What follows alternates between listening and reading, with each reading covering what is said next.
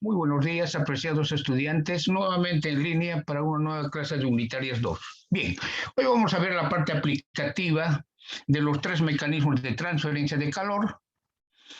La parte aplicativa de los mecanismos de transferencia de calor es el diseño de intercambiadores de calor. Bueno, los intercambiadores de calor son equipos diseñados y construidos para optimizar el flujo de calor entre dos fluidos, un fluido caliente y otro frío, separados por una pared sólida metálica.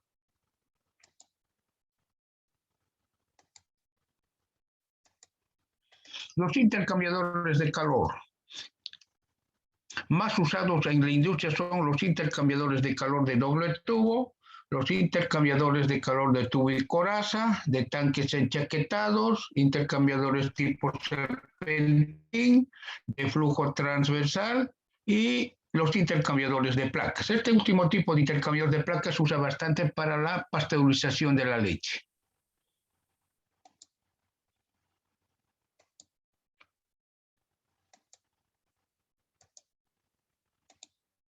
Bien, continuamos. Nosotros vamos a iniciar nuestro estudio con los intercambiadores de calor de doble tubo.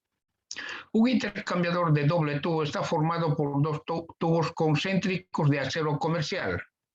Es de construcción sencilla y encuentra su mayor uso donde la superficie total de transferencia de calor es menor o igual a 19 metros cuadrados. Uno de los fluidos fluye por el interior de una tubería y el otro lo hace por el espacio anular formado entre ambas tuberías. Entonces, es un intercambiador de calor, el más sencillo de todos los intercambiadores de calor.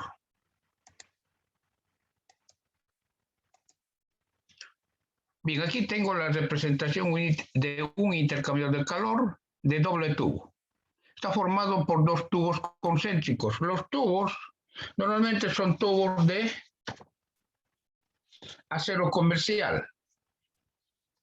Son tuberías de acero comercial. Y las características de las tuberías de acero comercial, nosotros lo vimos, ¿no es cierto?, en el libro de Robert Moore. En las tablas están el diámetro interno, el diámetro externo, el área de flujo.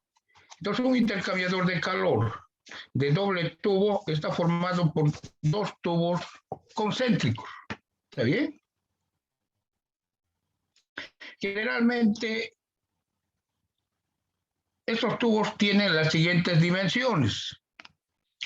El tubo externo es de 2 pulgadas y el tubo interno es de 1.25 pulgadas. O el tubo externo es de 2.5 pulgadas y el tubo interno es de 1.5 pulgadas.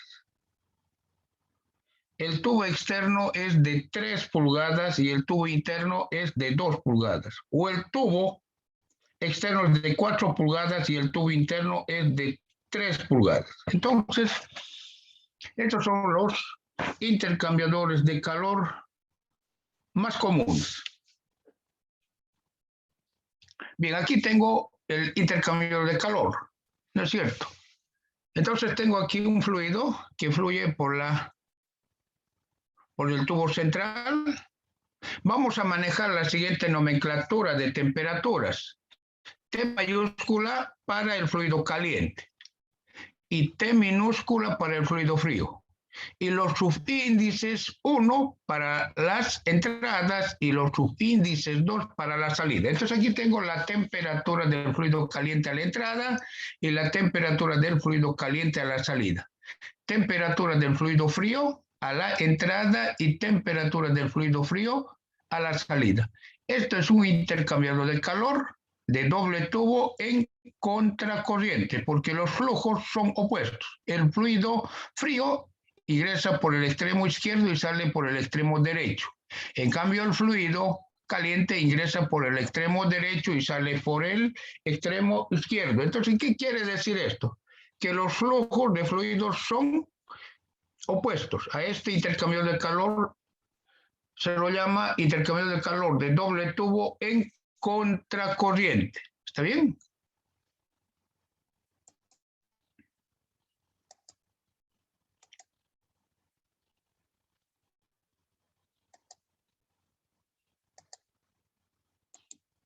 Bien, aquí tengo otra diapositiva del intercambiador de calor, ¿no es cierto? Entonces existe un fluido interior en el tubo central y existe otro fluido en el anillo que forman los dos tubos del intercambiador de calor. Si el fluido interior es vapor de agua o un fluido caliente, ¿no es cierto? Existe transferencia de calor del fluido caliente hacia el fluido frío, ¿no es cierto? Entonces tengo este flujo de calor. Aquí podemos apreciar el diámetro externo de sub 0, el diámetro interno de sub I, del tubo central. El área de transferencia de calor es la superficie lateral del tubo central. La superficie lateral interna del tubo central es igual a pi por el diámetro interno del tubo y por la longitud de la tubería. Esa es la superficie lateral interna del tubo central.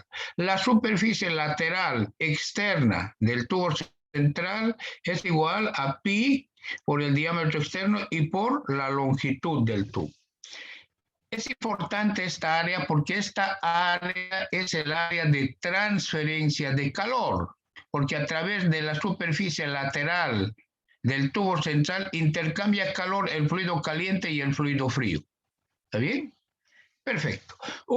El primer término que es necesario evaluar en intercambiadores de calor de doble tubo es la temperatura de la tubería. ¿Está bien? La temperatura de la tubería. Aquí nuevamente tengo el intercambiador. Este es un intercambiador de doble tubo, ¿no es cierto?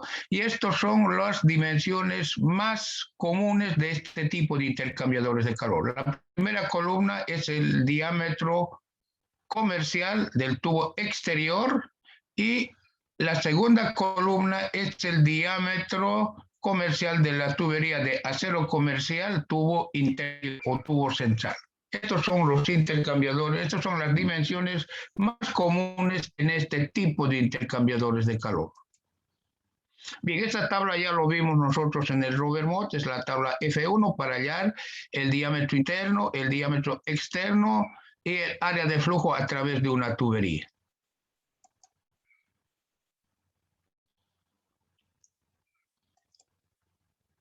Bien, aquí nuevamente tengo el intercambiador de calor de doble tubo, pero aquí puedo apreciar que el fluido frío está en el tubo central y el fluido caliente en el anillo. Además, ambos tienen un solo sentido de flujo, una misma dirección, van de izquierda a derecha ambos. Entonces, este intercambio de calor es un intercambio de calor de doble tubo en corriente paralela, cuando ambos fluidos se desplazan del extremo izquierdo y salen por el extremo derecho. Entonces, se dice que el intercambio de calor de doble tubo es en corriente paralela. ¿Está bien? Perfecto. La nomenclatura nosotros ya indicamos T mayúscula es fluido caliente, T minúscula fluido frío. Los subíndices 1, entradas, y subíndices 2, salidas. Bien. Es importante determinar la temperatura de pared del tubo, TW. Esto es un corte realizado a un intercambiador de calor de doble tubo. Vamos a asumir que se conoce el coeficiente de convección para el fluido en el tubo central y también se conoce el coeficiente de convección para el fluido en el anillo. Aquí indica que el fluido en el anillo es vapor de agua y en el tubo central tengo agua fría. Entonces el flujo de calor es del vapor hacia el agua, del anillo hacia el tubo central. ¿No es cierto? Entonces el flujo de calor es igual. Vamos a desear la resistencia a la transferencia de calor por el tubo. Normalmente, ¿y por qué? Porque normalmente el tubo es una tubería, un material de alta conductividad térmica, ¿ya?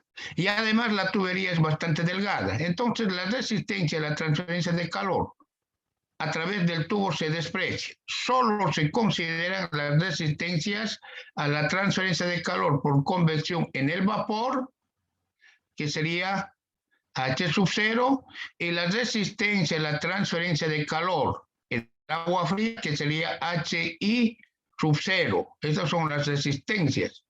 Más bien los coeficientes de transferencia de calor por convección, porque la resistencia está dada por esta relación. Esa es la primera resistencia del vapor. 1 sobre el coeficiente de convección para el vapor y la superficie lateral externa del tubo central.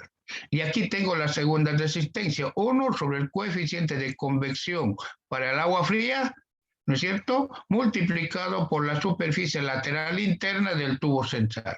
Tengo la temperatura media del vapor y tengo la temperatura media del agua. Entonces tengo el flujo de calor. Pero también este flujo de calor es igual al flujo de calor entre el vapor y el tubo. Vapor y tubo. Pero entre el vapor y el tubo solamente existe una resistencia, la resistencia a transferencia de calor del vapor. La tubería se calienta, ¿cierto? Pero la tubería al calentarse también transfiere calor al agua fría. Entonces el flujo de calor también es igual, ¿no es cierto?, a la transferencia de calor de la tubería hacia el agua fría. ¿Está bien? Pero entre la tubería y el agua fría solamente tengo una resistencia, que es la resistencia más bien, tengo sí una sola resistencia, que es la resistencia a la transferencia de calor por convección del agua fría. Y esa resistencia a la por convección del agua fría es 1 sobre el coeficiente de convección del agua fría y por la superficie lateral interna del tubo central. Al combinar estas tres relaciones, ¿no es cierto?, se halla la temperatura de pared. La temperatura de pared, pues la temperatura del tubo central, se halla mediante cualquiera de estas relaciones. Cuando el fluido caliente se encuentra en el anillo. Estas ecuaciones son válidas para hallar la temperatura del tubo central cuando el fluido caliente se encuentra en el anillo. ¿Está bien? Esto hay que tomar en cuenta.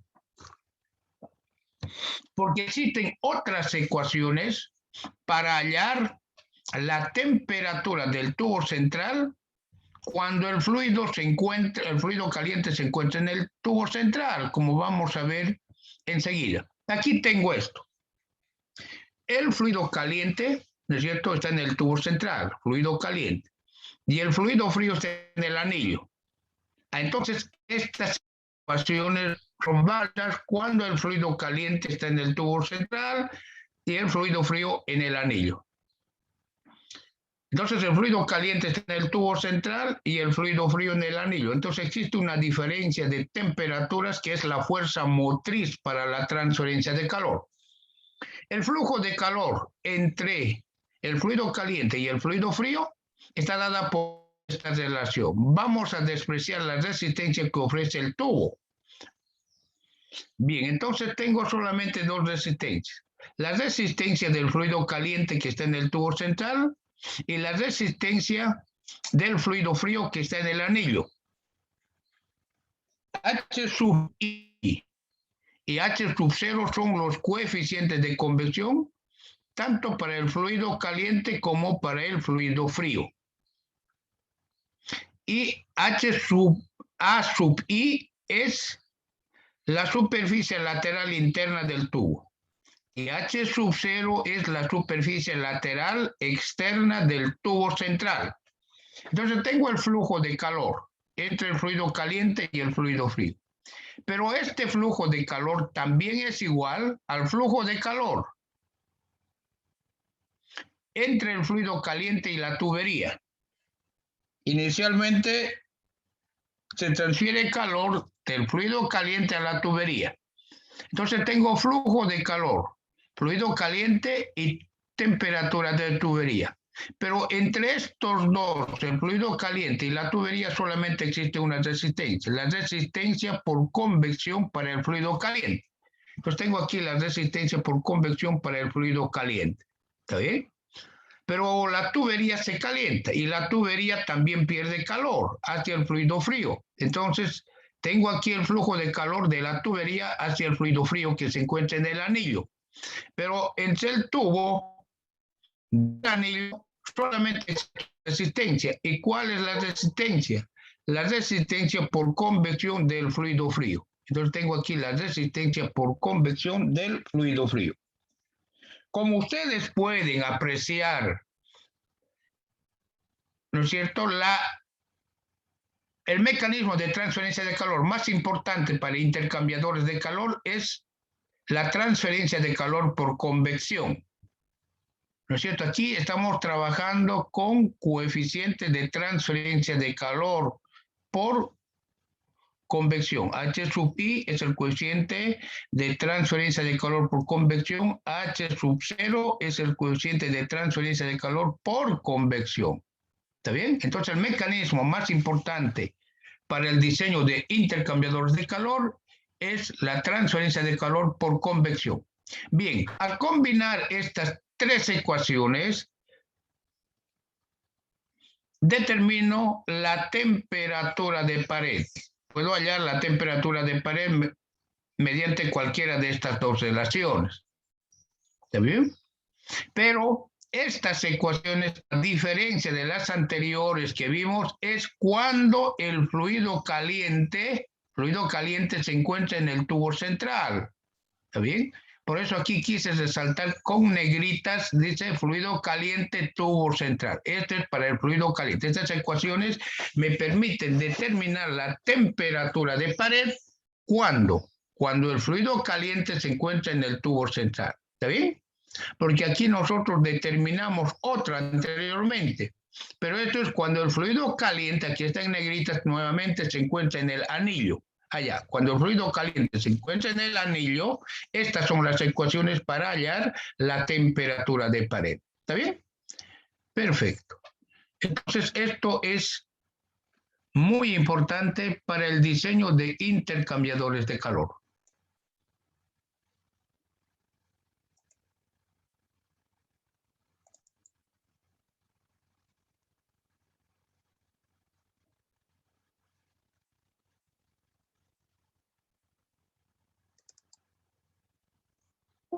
Bien, nuevamente, volvemos para los intercambiadores de calor de doble tubo. ¿No es cierto? Aquí tengo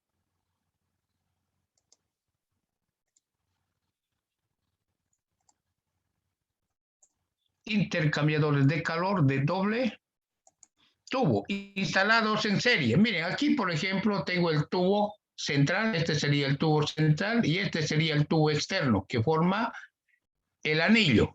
Entonces existe un fluido que fluye por el tubo central y otro fluido en el anillo.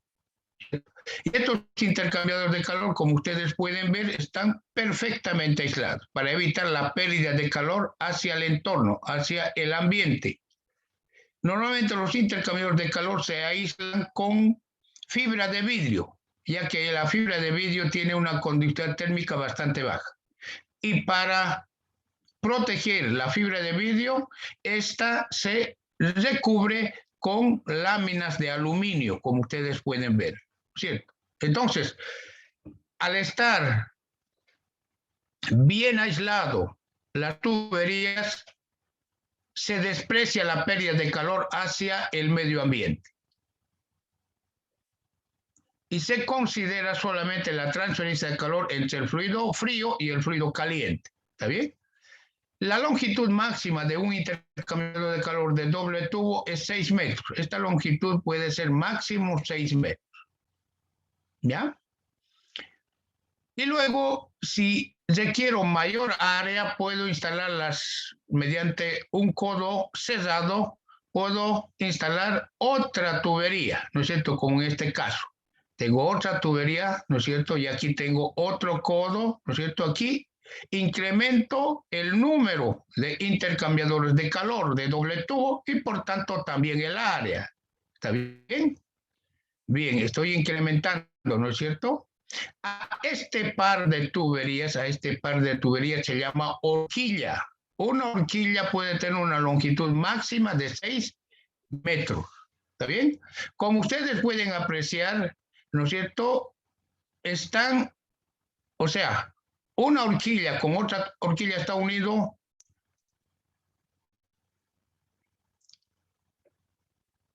mediante bridas, ¿no es cierto? Bridas, estos son bridas, ¿no es cierto?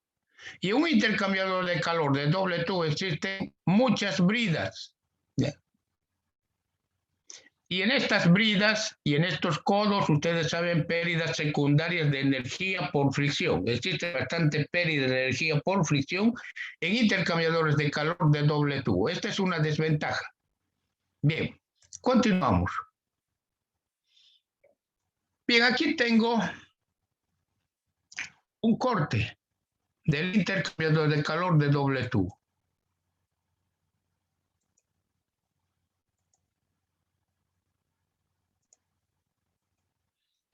¿Cierto? Dijimos que la fuerza motriz es la diferencia de temperaturas. Aquí tengo el fluido en el tubo central y el fluido en el anillo. El área de transferencia de calor es la superficie lateral externa de este tubo. Este es el área. Esa área es pi por el diámetro externo del tubo central y por la longitud. Este es el área. Y esta es la ecuación para hallar el flujo de calor en intercambiadores de calor. ¿Está bien? El área se halla de esta relación sencilla. Aquí tengo el diámetro externo. Esta sería el área. Pero además tengo el delta T. ¿Y qué es delta T? Delta T es la media logarítmica de la diferencia de temperaturas. ¿Está bien? En intercambiadores de calor, la media logarítmica de la diferencia de temperatura. Delta T, media logarítmica de la diferencia de temperatura. Esto es igual a la diferencia de temperaturas en el extremo caliente menos la diferencia de temperaturas en el extremo frío, dividido entre el logaritmo. Diferencia de temperaturas extremo caliente sobre diferencias de temperaturas en el extremo frío. Pero, ¿qué es la diferencia de temperaturas en el extremo caliente y frío? Vamos a ver enseguida. Aquí tengo un intercambiador de calor de doble tubo en contracorriente. ¿No es cierto? El fluido frío, más bien el fluido caliente, ingresa por el extremo derecho y fluye a través del intercambio de calor y sale por el extremo izquierdo. Como el fluido caliente cede energía calorífica, su temperatura baja. Y esa temperatura varía a lo largo del intercambiador de calor. El fluido frío ingresa por el anillo, ¿no es cierto? Y sale también por el extremo derecho. Pero al ingresar, ¿no es cierto?, se calienta y su temperatura se incrementa hasta la salida. Entonces existe variación de temperatura en ambos fluidos. ¿Está bien? Para un intercambiador de calor de doble tubo en contracorriente, esta diferencia de temperaturas entre el fluido caliente y el fluido frío es lo que se llama diferencia de temperaturas. Ambos están aquí a mayor temperatura, entonces indica esto como el extremo caliente, diferencia de temperaturas en el extremo caliente. ¿Está bien? Aquí tengo el extremo frío, ambos están a temperaturas más bajas. Entonces dice, este es el extremo frío, diferencia de temperaturas entre el fluido caliente y el fluido frío, el extremo frío. A esto se refiere esto, de extremo caliente y extremo frío. En un intercambiador de calor de doble tubo en contracorriente, estas son las diferencias de temperatura en el extremo caliente y en el extremo frío.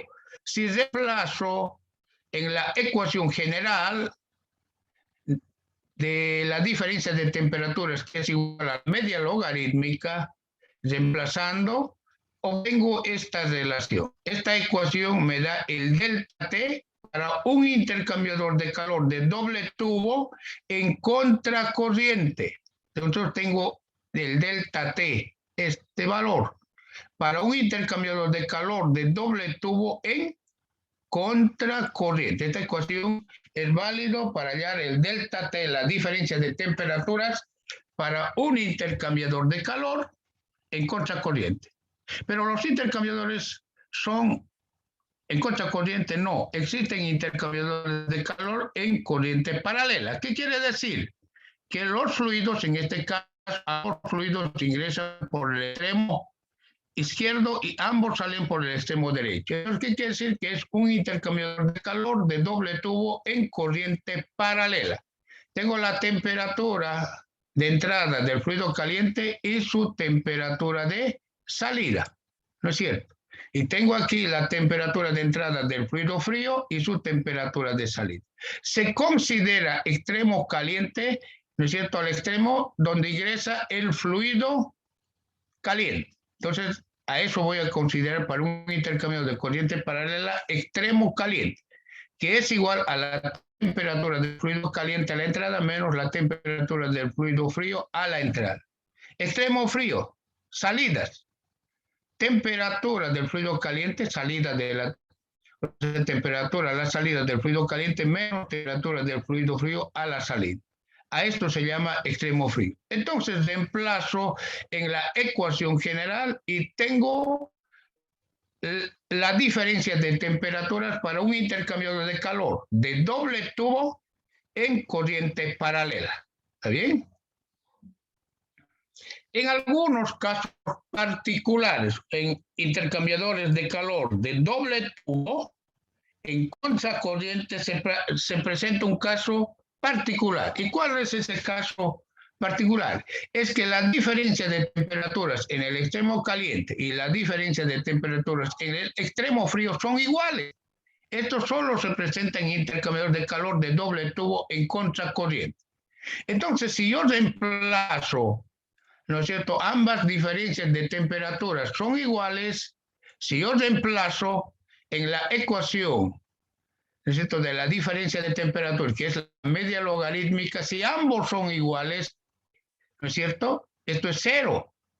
Si ambos son iguales, este cociente es 1, ¿no es cierto? Y el logaritmo de 1 es 0. Tengo la media logarítmica que es indeterminado.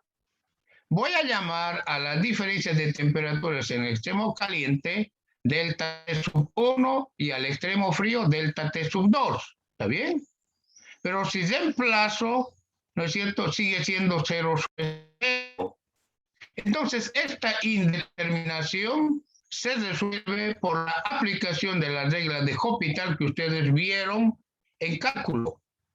Se halla el límite, ¿no es cierto?, de esta expresión, se factoriza delta T sub 2, estoy factorizando, ¿no es cierto?